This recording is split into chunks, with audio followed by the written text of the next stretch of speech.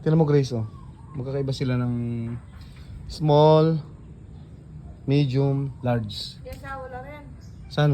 Ilan, di papamilyalan. Ini, asawa nita. Asawa nito. Kasala. Okay.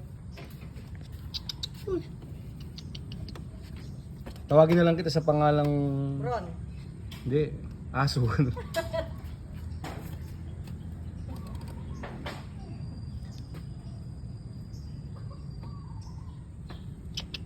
At ilan pong lagyo din ni Dat? Wala. Wala. Aso. Nakita, hindi kayo lang yun din. Yan, di papamilyalan eh. Po ito yung daddy niya. Po ito yung daddy. Tapos tatang ni. Tatang. Tatangday po yun eh.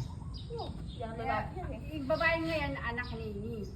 Tapos, Blouse ang asawa na. Wala sa asawa. Sabi ng Grace, asawa niya rin. tapos, Ginawa yung istorya na. oh, makayelo kayo, no? Magtataka sa tayo. Opo. Ano siya, Day? Opo.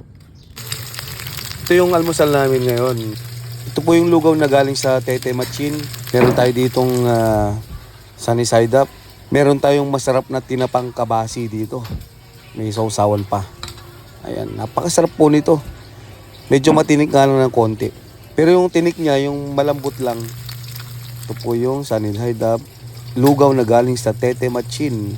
Pinainit ko lang po kasi kumain na po kami sa Batibot kagabi. Ayan po. Kaya po ganyan ang kulay niya kasi nilagyan ko pa ng tubig. Ayan. Tapos nilagyan ko pa ng itlog. Kain na po tayo. Ang sarap po. Tapos meron pa tayong kape doon. Kain po tayo. Sarap ng kabasi. Tinapang kabasi. Limatang Masarap. Saka itong lugaw na hindi mukhang lugaw.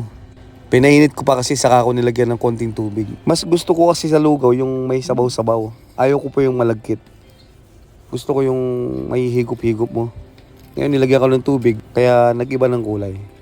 Pero hindi naman ako maselan kaya kahit ano pang kulay niyan, titrahin ko yan.